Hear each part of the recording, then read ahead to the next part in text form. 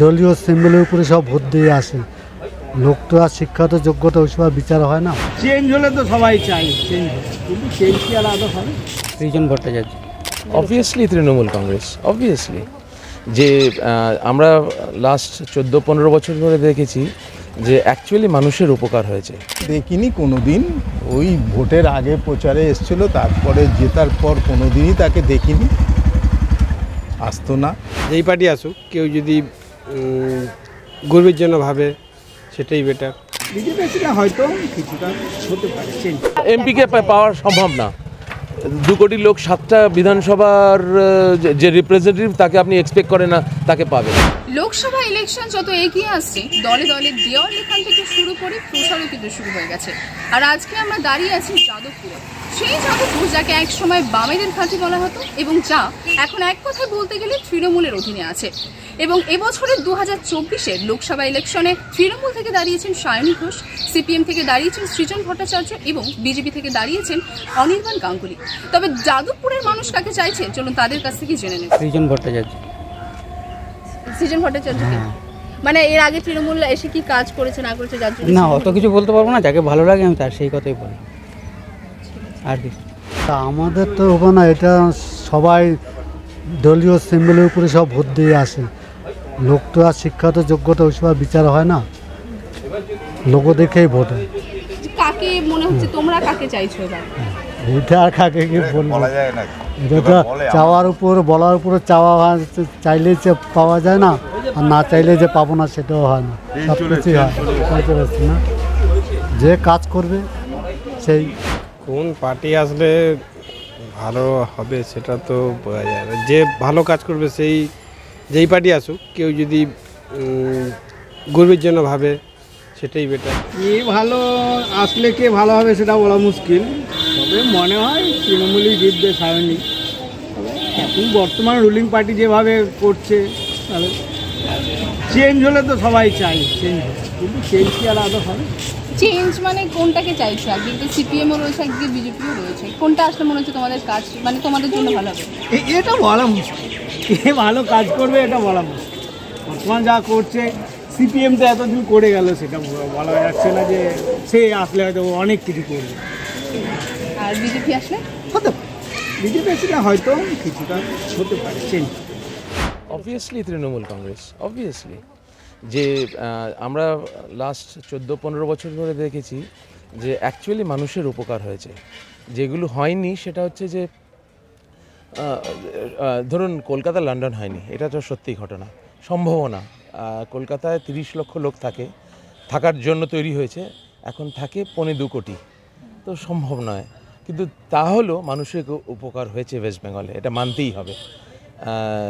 লক্ষ্মীর ভাণ্ডারই হোক, যদিও আমি হয়তো বেনিফিশিয়ারি নেই লক্ষ্মীর ভাণ্ডারে, কিন্তু যারা বেনিফিশিয়ারি তারা ডেফিনেটলি উপকার পেয়েছে। ছাত্ররা পেয়েছে, কন্যাশ্রীর টাকা পেয়েছে, রাস্তাঘাট ভালো হয়েছে, কর্পোরেশনের জল পরিষ্কার এসছে, ল অ্যান্ড অর্ডার ঠিক আছে, সামান্য কিছু স্প্যারোডিক ইনসিডেন্টস। আমি বায়াস নয়, আমি জাজমেন্ট করেছি, দেখেছি, বুঝেছি যে সত্যি উপকার পেয়েছি। রাস্তাঘাট বলুন, কর্পোরেশনের সিভিল সার্ভিসেস বলুন, সোশ্যাল, এবং দেখুন আমাদের কোনো দিনই হয়নি যে পুরোহিতরা টাকা পেয়েছে, আমাদের কোনো দিন হয়নি ইমামরা টাকা পেয়েছে, আমাদের কোনো দিন হয়নি যে আনঅর্গানাইজ সেক্টর, যেটা ধরুন লেবারদের ইন্স্যুরেন্স অ্যাড হয়েছে, লেবাররা তাদের স্যালারি, মিনিমাম স্যালারি পেয়েছে। আর এবার দেখুন এই যে অ্যাগ্রিকালচারে, যেটা আপনার দিল্লিতে প্রাইম মিনিস্টার এগেনস্টে কিংবা সেন্ট্রাল গভর্নমেন্টের এগেনস্টে যে চাষিরা এজিটেশন হয়েছে, মিনিমাম প্রোটেক্ট প্রাইস সেটা দিতে পারেনি সরকার, যেটা কনফার্ম করেছিল দিতে পারেনি। তাছাড়া একটা আপনি পলিটিক্যাল পার্টিকে কী করে জাজ করবেন? প্রথম কথা হচ্ছে তাদের অ্যাচিভমেন্ট, তারপরে দেখবেন যে তাদের প্ল্যান অ্যান্ড প্রোগ্রাম, তারপরে দেখুন আর লিডার্সরা ভীষণভাবে, সেন্ট্রাল গভর্নমেন্টের যারা লিডার্স তারা ভীষণভাবে বাঙালি বিদ্বেষী, সব ব্যাপারে কনফার্ম করেছিল যে নেতাজির দেবে, ডিক্লাসিফাই করবে, নেতাজির ফাইলস করেনি, তার মানে ওই ফাইলে কিছু নেই। ইলেকশন যে এসেছিল তখন নেতাজি গত বছর 2021 ইলেকশনের আগে সেই বছর নেতাজির জন্মজয়ন্তী পালন হয়েছিল।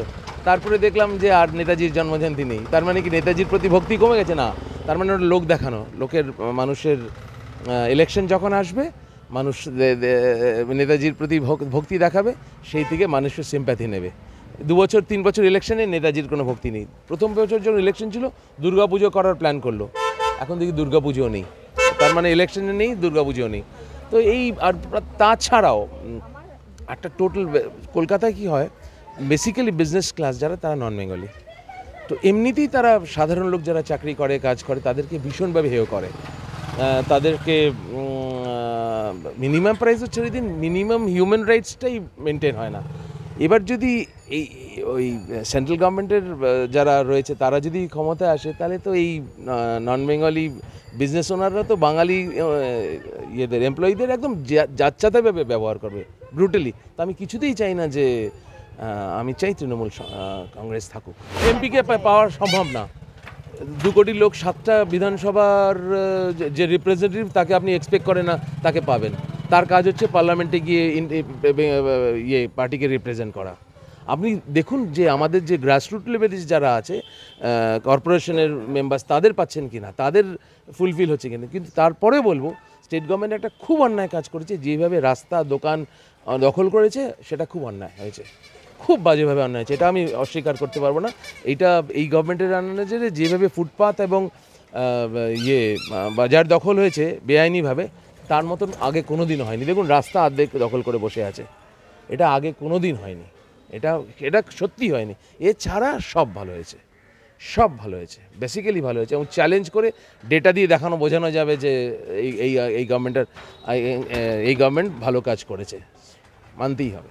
মানে এবার 100% গভর্নমেন্ট তো এই ভোটটা তো গভর্নমেন্টের ইলেকশন না, এই স্টেট গভর্নমেন্টের করে, এইটা হচ্ছে সেন্ট্রাল গভর্নমেন্টের।